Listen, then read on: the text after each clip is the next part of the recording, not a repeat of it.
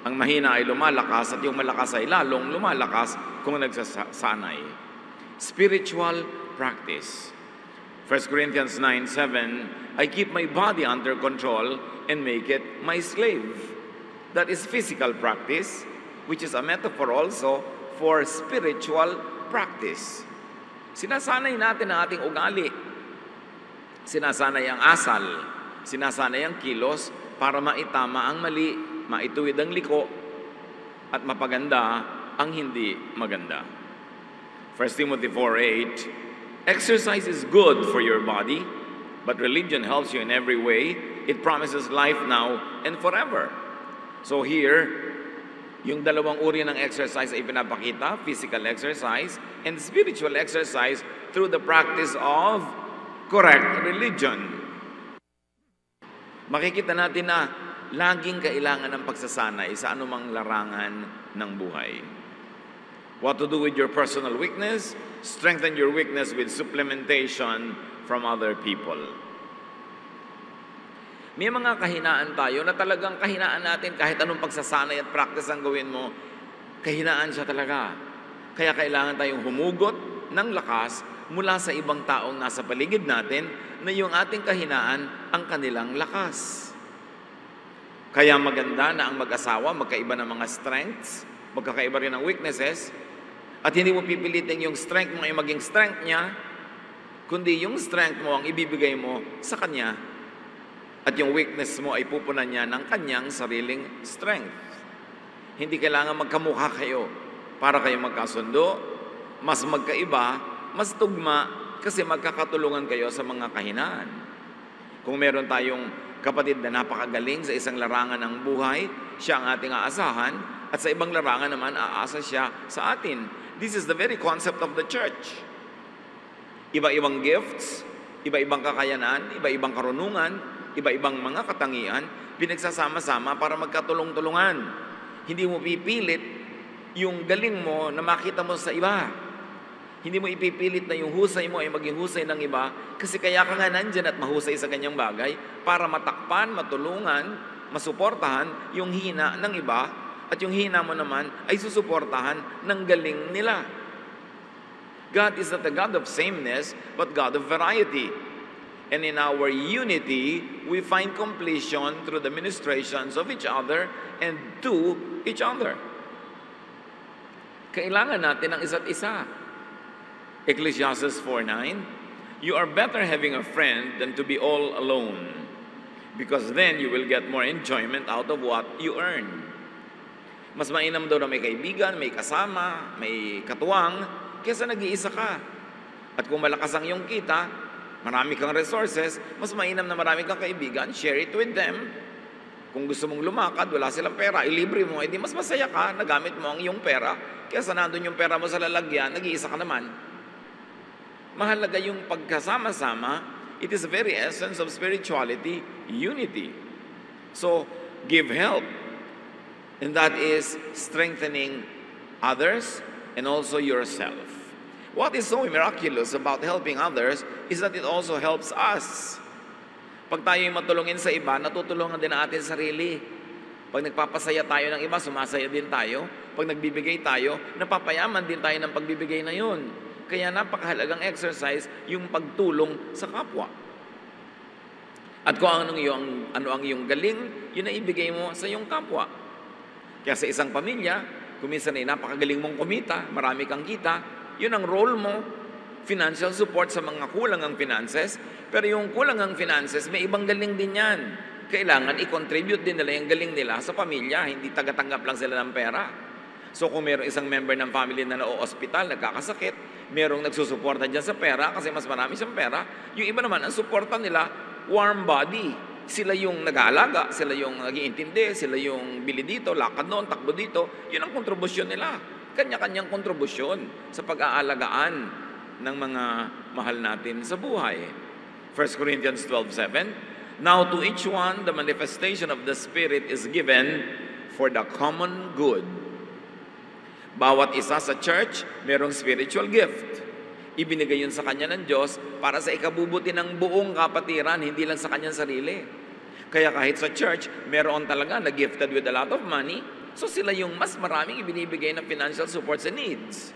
Yun namang mga hindi masyadong gifted with a lot of money, they are gifted with time, with energy, with effort. So sila naman to ngayong laging nandun, nagtatrabaho, kumikilos, habang yung kapatid nila na nagdo-donate ay busy gumagawa ng pera sa pagnenegosyo. Nagkakatulong-tulungan. Kanya-kanyang papel sa buhay. Yung magaling kumanta, kailangan kumanta para yung mga taong hindi ganun kagalingan, ma-edify sa kanyang music. Yung mahusay mag-organize, siya ang nagtitipon-tipon ng mga gawain, para yung hindi masyadong mahusay mag-organize, sasali na lang. Susunod na lang. Kanya-kanya ng papel sa buhay. Kung ganon, ang kahinaan ay nagiging lakas kung humuhugot ng lakas mula sa iba na binigyan ng Diyos ng lakas doon sa bahagi ng buhay na ikaw ay mahina. At bilang ganti, yung lakas mo naman ay ibinibigay mo sa ibang mahihina. Kaya pag nagsasama-sama sa fellowship, ang ending, lahat lumalakas. Lahat lumalago. Everybody is edified. 1 Corinthians 14:12, so with yourselves, since you are eager for spiritual gifts, strive to excel in them for building up the church. Ano man ang galing mo, ano man ang husay mo, total gusto mo maging mahusay, gusto mo maging outstanding, magpakahusay-husay ka para sa ikabubuti ng kapatiran, hindi lang ng iyong sarili. Sapagkat ang tunay mong pamilya ay ang pamilya ng Diyos, kung saan ang pinuno ay si Jesus mismo. So what to do with your personal weaknesses?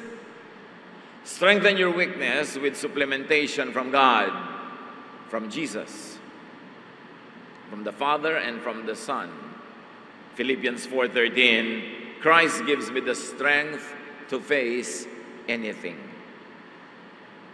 Walang mananampalataya na mahina, sapagkat ang tunay na pananalig ay ito.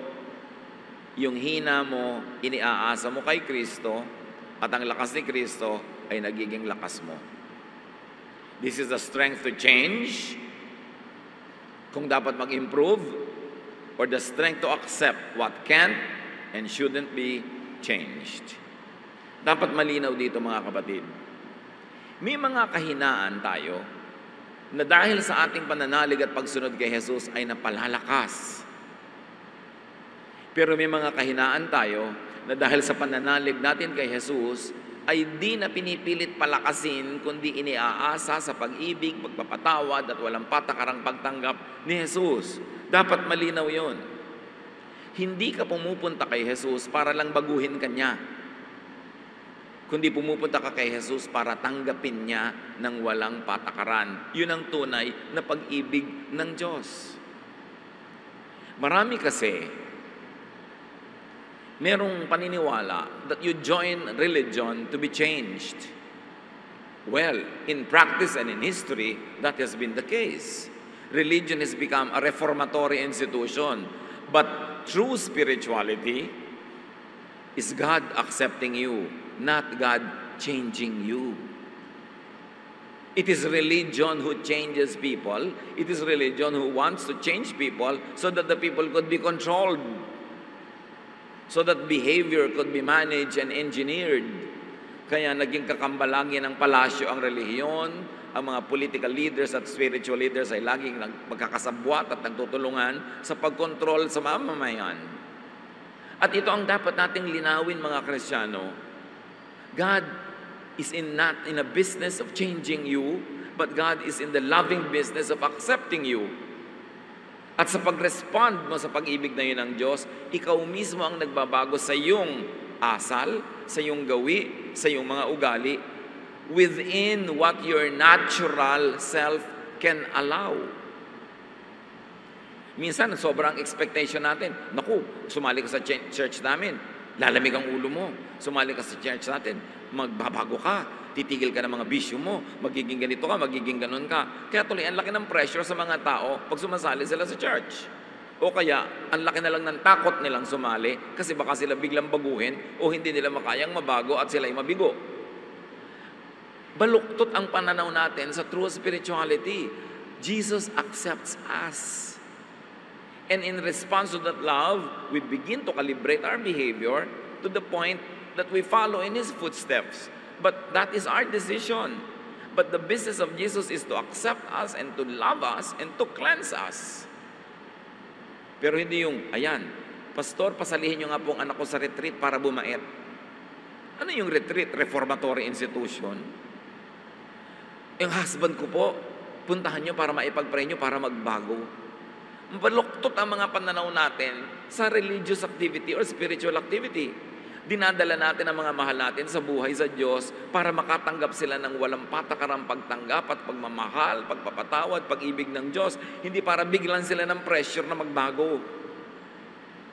Kaya madalas bigo. O kaya magre-retreat, nagbabago lang ng 2 linggo, tapos babalik uli yung totoo. Kasi ang pwede lang maging pagbabago ng tao, yung sang-ayon sa kanyang natural self. Hindi mo pwedeng baguhin ang isang tao laban sa original way that the person was created by God. Can a leopard change its spots? Can an Ethiopian change his skin? Sabi sa Bible, the obvious answer is no. You don't go to religion to be changed. You go to God to be accepted and for you to feel that love. And in response to that love, you begin to fine-tune, to calibrate, to improve your behavior within your nature. But religious activity or membership cannot change your nature. Because yung nature mo, Diyos ang gumawa nun. Dapat malinaw yon para hindi sobrang pressure sa atin when we become a member of a spiritual community at hindi rin sobrang pressure na ibinibigay natin sa iba. O ano? 3 taon ka nang nagba-Bible study, takot ka pa rin sa dilim. We expect people to change overnight just because nagbukas ng Bible, just because umattend ng church. O ano? Sunday school ka ng Sunday school dyan, malululain ka pa rin, may phobia ka pa rin, natatakot ka pa rin. Tuloy sobrang pressure ang binibigay natin sa kapwa at marami napipilitang magpanggap para lang magmukhang oo nga, nagbago na sila. Tapos pag lumabas yung totoo nila uli, machichismis, nagbabackslide. Kaya napaka-oppressive kasama ang mga baluktot ang mga pananalig. Ang hirap nilang kasama kasi hindi nila naiintindihan na ang Diyos ay nagpapatawad, hindi nagbabago ng tao. Kasi kung ang Diyos ang nagbabago ng tao, di Diyos dapat ang managot sa lahat ng hindi nagbago. Kasi siya pala ang nagbabago ng tao, di lahat ng hindi nagbago, siya ang may gawa. No, God accepts and loves us. Warts, wounds, scars, and all. That is the love of God through Jesus that even Christians do not understand. Sobra tayong nagiging legalistic. Oh, member ka na dito, dapat ganito ka na, dapat ganun ka na, dapat ganun ka na. Puro mga panlabas at mga behavioral changes ang inaatupag natin, samantalang ang business ng Diyos ay mag-heal, magpagaling sa pamamagitan ng pagtanggap, pag-ibig, pagpapatawad. Pati si Pablo, na napakalaki ng ministry, maraming mga hindi na bago sa kanya. 2 Corinthians 12, 6-9. Even if I should choose to boast, I would not be a fool because I would be speaking the truth. But I refrain so no one will think more of me than what is warranted by what I do or say, or because of those surpassingly great revelations. Si Pablo, dinala ng Diyos sa ikatatlong langit to the third heaven. Binigyan siya ng mga revelation na hindi nabigay sa mga original 12 apostles. Ang dami-dami niyang nalaman na higit sa nalaman ng mga kasama ni Jesus at susunod-sunod sa kanya sa earthly life ni Jesus. Pero sabi niya, kahit ganitong surpassing ang revelation na binigay sa akin, marami pa rin akong weaknesses. Marami pa rin akong hindi na bago. At yun ay tinatanggap ko na lang at iniaasa ko na lang yun kay Jesus. So, but therefore, in order to keep me from becoming conceited, I was given a thorn in my flesh, a messenger of Satan, to torment me. Walang lubos na nakaunawa kung ano yung thorn in the flesh. Pero ang sinasabi ni Pablo, meron akong kahinaan, meron akong kapintasan, meron akong pagdurusa na inihalalapit ko sa Diyos na alisin niya, pero hindi niya inalis. Sa kabila ng katotohanan na ako'y binigyan niya ng great revelation, napakahusay ng ibinigay niya sa aking ministry, pero sabi niya, sa makatuwid, pinanatili ng Diyos itong aking matatawag ng ibang kapintasan o kahinaan para ma-check ang pride ko. Kasi sobrang ibinigay sa akin na spiritual gift. So binigyan ito ng kapintasan o kahinaan, maging kapintasan sa tingin lang ng iba, para hindi naman ako sobrang yumabang. Para may weakness pa rin ako. Para ako'y laging umaasa sa Diyos. Sabi niya, 3 times, I pleaded with the Lord to take it away from me. But He said to me, my grace is sufficient for you, for my power is made perfect in weakness. Therefore, I will boast all the more gladly about my weaknesses, so that Christ's power may rest on me. Ang linaw. Sabi niya, napakadakila ng ministry ang ibinigay sa akin, ang katalinuhan, ang revelation na binigay sa akin, grabe. Pero sa kabila nun, meron namang ibinigay sa akin na kahinaan. At kiusap ko na ito 3 beses. Pero ang sagot ng Diyos, hayaan mong manatili ang iyong kahinaan para aasa ka pa rin sa akin. Kahit napaka-great ng gift sa iyo, kahit napaka-great ng ministry sa iyo, aasa ka pa rin sa pangunawa, aasa ka pa rin sa kabaitan ng kapwa. Kasi meron kang kahinaan o kapintasan. It was part of the package. Hindi yun inalis ng Diyos. So huwag niyong asahan na kung mo lang kayo ay lumapit kay Jesus, tumanggap kay Jesus, naging member ng isang religious community, ay lahat ng weaknesses ay matatanggal. Meron kang sinasadya ng Diyos na iwan doon para wag kang yumabang, para lalo kang umasa sa Kanya, tulad kay Paul. 2 Corinthians 12:10, yes, I am glad to be weak, if it is for Christ, because when I am weak, I am strong. Sa inyo, may kahinaan ako. Mayroong kulang, may kapintasan, pero habang iniaasa ko sa Diyos yon, nagiging lakas ko yon. Kasi yun ang nagiging entry point ng Diyos sa buhay ko. Mahirap kasi maging entry point ng Diyos sa atin yung ating strength, lalo't kung napapayabang na tayo, nagiging mapagbataas. Pero yung weakness mo na lagi mong iniaasa sa Diyos, yun ang pinakamadaling entry point ng Diyos into your life. So, don't expect yourself to be strong in every area, and don't expect others to be strong in every area, because in God's infinite wisdom, He has allowed this thorn in the flesh, not only in Paul, but in many of us. At doon tayo aasa sa Kanyang pag-ibig, sa Kanyang pagtaguyod, at sa Kanyang patuloy na pagmamahal. Then after doing what you could to change or to improve, accept your weakness. Meron tayong weakness, i-identify mo yan. Magpa-practice ka, gagawin mo ang iyong magagawa para yan ay mag-improve, para yan palakasin. Pero kung nagawa mo na yung sagad, nagsikap ka na baguhin ang isang bagay, palakasin ang isang kahinaan, at kahinaan pa rin yun, pues tanggapin mo na part yon ng iyong buhay, at magiging part yon ng iyong definition of who you are, at maaaring maging springboard pa yon for your ministry. 2 Corinthians 12:7, of course I am now referring to the wonderful things I saw. Out of Satan's angels, one of Satan's angels was sent to make me suffer terribly so that I would not feel too proud. Another version saying the same thing, sabi ni Pablo, naku, may kahinaan pa rin ako talaga, at yun ay tatanggapin ko na, at maaaring yan ang maging sanhi para hindi naman ako maging mayabang. So maging mga dakilang mga alagad ng Diyos, may mga thorn in the flesh, may kahinaan, at kung gusto bang alisin yun ng Diyos, hindi ba niya maalis? Pero kung nandun pa rin yun, kalooban ng Panginoon. Ito ang isa nating dapat maintindihan at matanggap, na may mga weaknesses ang tao na hindi Diyos ang mag-aalis sapagkat siya ang pumayag na nandun yun. Mahiwaga ang paraan ng pag-iisip ng Diyos at hindi natin siya dapat itulad sa ating mga tao. Na kung tayo lang ang Diyos, babaguhin natin ang lahat ng tao. Pero hindi ganun ang ginagawa ng Diyos, at mas malinaw yon, mas luluwag sa ating dibdib na tanggapin ang ating mga sarili at ang ating kapwa. So accept yourself as God created you. Matapos mong sikapin na improve ang sarili, pero kung hanggang doon at hanggang doon lang talaga ang nangyayari, accept yourself. Accept your natural self. And this is what it means to have the peace of Jesus. Habang nakikipagtunggali ka sa iyong sarili, habang nire-reject mo ang iyong sarili at ang iyong kapwa, hindi ka magkakaroon ng kapayapaan. Laging hati ang iyong loob at laging meron kang agam-agam. Pero ang sabi ni Lord, my peace I give to you, not as the world gives, do I give.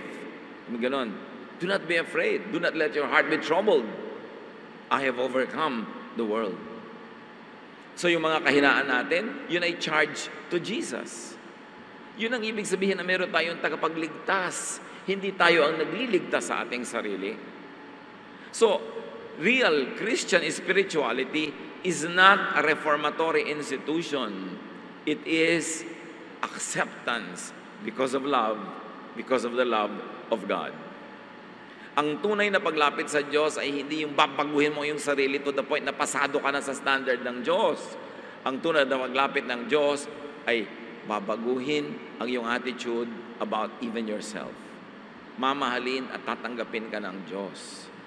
Kaya maraming tao, lalo nung nag-religion, lalong nag-guilty.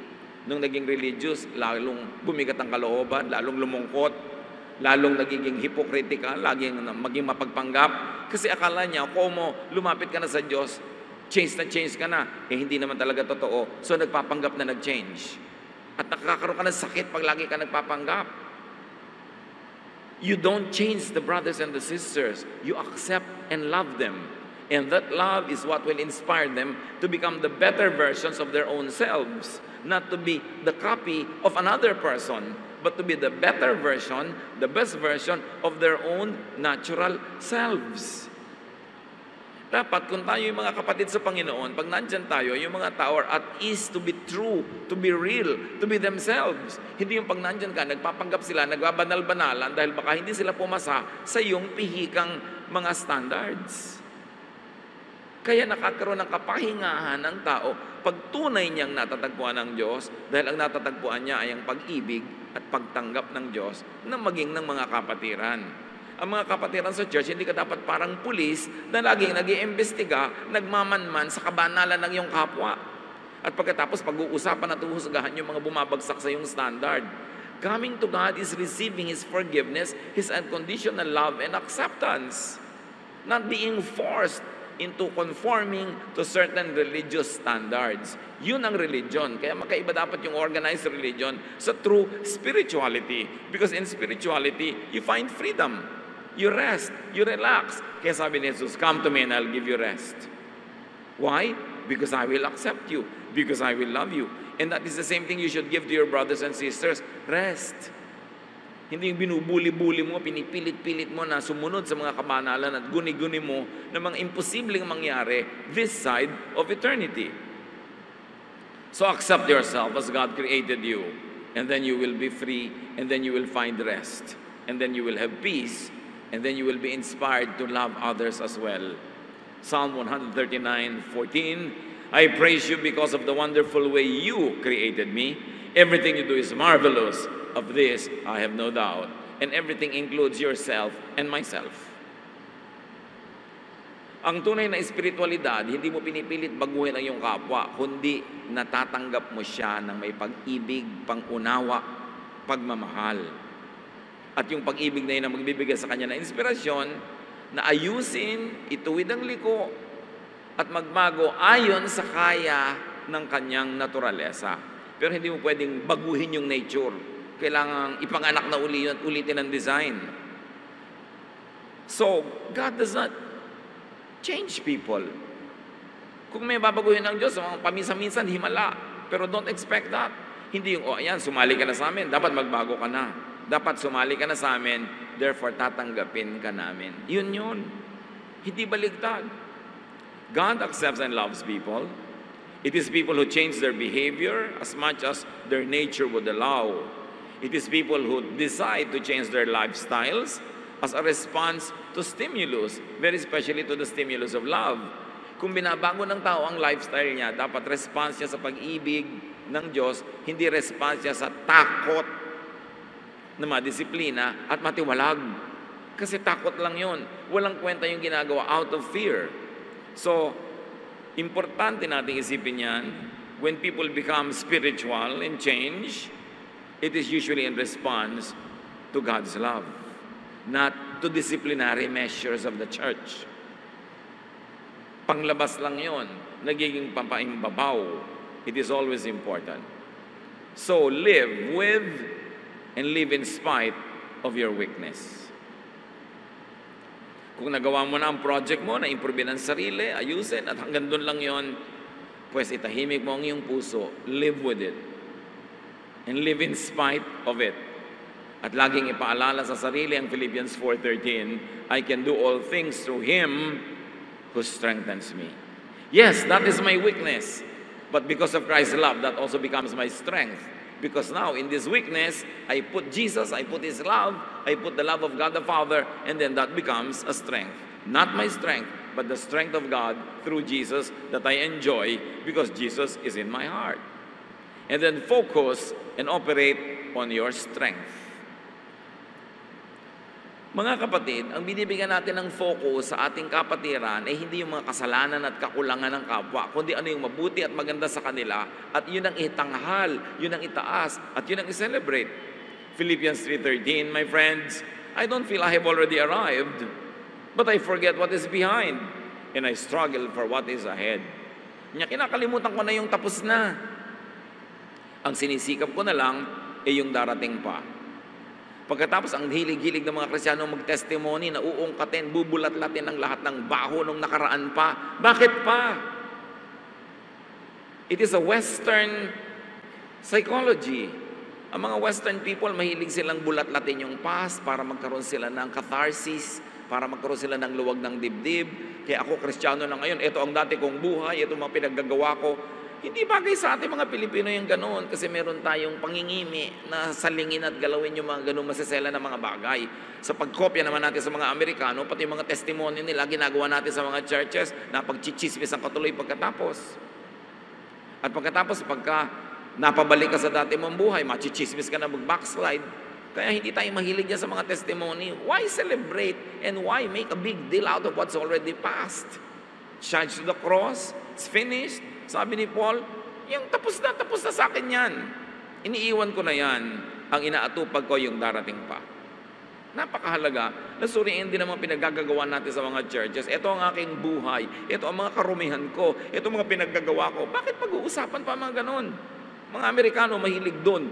Pero hindi natin kailangan kopyahin yun. Hindi yun bagay sa kultura ng matagal. Kailangan sensitive. Kasi tayo sa ganung mga bagay. Ephesians 4:28-29, sabi niya, total, nasa Panginoon ka na. If you're a thief, quit stealing. Be honest and work hard, so you will have something to give to people in need. Stop all your dirty talk. Say the right thing at the right time and help others by what you say.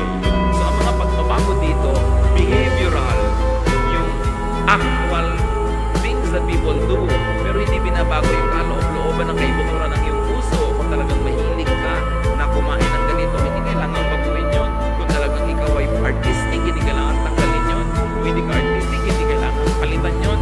Yung basic nature mo, hindi yung binabago. Ang binabago lang natin yung outward behavior, especially that which affects people in a negative way. Sabi ko, dati ka magnanakaw, hindi ka magnakaw. Balik ka mo yun. Magtrabaho ka mabuti, sumubrang kita mo, tutulong ka sa mga nangangailangan. Dati ka gumagawa ng mga mali. Itama mo na, parang imbes na nasasaktan mo ang kapwa, ay natutulungan mo sila. Pero yung ikaw bilang isang tao, yung kaibuturan na yung kalooban, hindi binabago kasi Diyos ang nagbigay nun. We should know what can be changed and improved, and we should know what should be accepted and even celebrated para magkaroon tayo ng katahimikan sa ating puso. Accept others as God created them. So you don't accept only yourself, but others as well. Ephesians 2:10, God planned for us to do good things and to live as He always wanted us to live. That is why He sent Christ to make us what we are. So pag na-appreciate mo na nilikha ka ng Diyos, at kung may pinayagan siyang sa tingin ng iba ay weakness, ay nandyan pa, ma-appreciate mo pa rin yun na merong katuturan at kabuluhan yun, din mapapayapa ang iyong loob, and you will stop struggling with yourself all the time. John 13:34-35, but I am giving you a new command. You must love each other, just as I have loved you. If you love each other, everyone will know that you are my disciples. Walang sumama kay Jesus na sinabihan niya, aba, magbago ka muna bago ka sumama sa amin. Perfect ka ba bago ka sumama sa amin? Wala ka bang kasalanan? Tinanggap niya ang lahat. At sa pagtagal ng panahon, kapiling si Jesus, people improved and improved and improved in response to His love. But the first act is to accept them and love them. At ganun ang dapat nating ibigay sa kapwa, maging sa ating sarili. Accept people as victims, as products of their personal circumstances. Marami mga tao kaya sila nagkaganyan, biktima. Luke 19, verse 10, the Son of Man came to look for and to save people who are lost. So you begin with that people are lost. And Jesus seeks them out to find them, to love them, to heal them, not to change them. Minsan may nadaanan ako isang Christian bookstore, nakalagay, books that will change your life. Yun agad ang idea natin, come here and be changed. Yun ang idea ng religion eh. Pero si Jesus, come and I'll accept you as you are. And then, you can become the better version of yourself in response to my love, in response to the strengthening that you will receive. But being changed is not a requirement. Meron pa ngang sobrang mga conservative churches, magpapa-youth camp, yung mga member nila magdadala ng pinsan, kaibigan na youth, tapos nire-reject nila dahil hindi nila gusto yung suot, hindi nila gusto yung kulay ng buhok ng kabataan, hindi nila gusto yung itsura. Aaten pa lang ang gusto mo, mukhang santo na. Ganun ang mga religion. Kaya yung mga tao ayaw na tuloy, natatakot. Samantalang, people need love, especially when they don't seem to deserve it. Hindi yung sa simula pa lang pinipili mo na agad. That is the way of the Pharisees. Laging nanguhusga, laging hindi ka pwede, hindi ka banal enough. John 8:11, sabi ni Jesus sa babaeng, babatuhin sana ng mga tao, did anyone accuse you? No, sir, the woman answered. And that's because Jesus defended the woman. Then Jesus told her, I am not going to accuse you either. You may go now. Masarap kasama si Jesus. Kahit sabihin pa niya sa yung sin no more. Pero hindi niya ginagawang kailangan, sinless ka na bago ka lumapit sa akin. Sabi niya, I'm not going to accuse you. I will love you. This is the Jesus that we should know. This is the Jesus that had been hidden by the church from people because ang laging inuukil-kil ng mga churches sa mga tao is the strictness and the law of Moses na tinakpan na ng law of love ni Jesus. Gaano kahirap maintindihan yun? Personal weakness should be recognized, strengthened, and turned into strength. Turn every disadvantage to an advantage. Mga kapatid, gusto kong ulitin ito. Kung meron kayong weakness na sa tingin nyo weakness, do what you can to strengthen it. And after you have done what you could, may natira pa rin o nandun pa rin siya, tanggapin nyo, manahimik kayo, live with it, live in spite of it, surrender it to Jesus, and depend on the love of Jesus. Ephesians 4:31-32, stop being bitter and angry and mad at others. Don't yell at one another or curse each other or even be rude. Instead, be kind and merciful, forgive others, just as God forgave you because of Christ. So you apply this to other people and apply this to yourself. Let the love of God through Jesus prevail. Personal weaknesses should be accepted and lived with after you have done what you could to improve on them.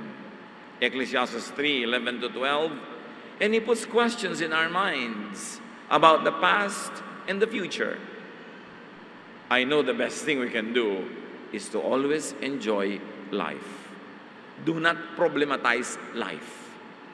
Do not over-problematize even your perceived weaknesses. Surrender it to the Lord and it will become a strength. Or surrender it to the love of Jesus and you will find acceptance and you will also find self-acceptance. Enjoy life because of your strength. Enjoy life in spite of your weaknesses. God loves you anyway. God loves you anyhow. And this is the peace of Jesus. Dear God, teach us to identify correctly our weaknesses, surrender them to you, get strength from you, O Lord, and improve ourselves. And in areas, O Lord, where our weaknesses remain in spite of what we try to do, teach us to be at peace with ourselves, to accept ourselves and others, and to go on living, focus on our strengths instead, and focus on the strength of others also. Patawarin mo kami, Panginoon, kung kami nagiging mapanghusga sa kapwa, maging sa aming mga sarili. Turuan mo kaming umasa, manalig sa inyong pag-ibig, sa inyong pagtanggap. At itong pag-ibig at pagtanggap na ito, ang siya rin naming magamit na pamantayan sa pakikipagkapwa, sa pakikitungo sa aming mga kapwa-tao. Turuan mo kami, Panginoon, na mapanatag ang loob, na matapos sa aming pagsisikap to keep improving, matanggap namin yung mga areas that will remain what is called a weakness. And that is where we depend on you, on your forgiveness, on your love, on your care.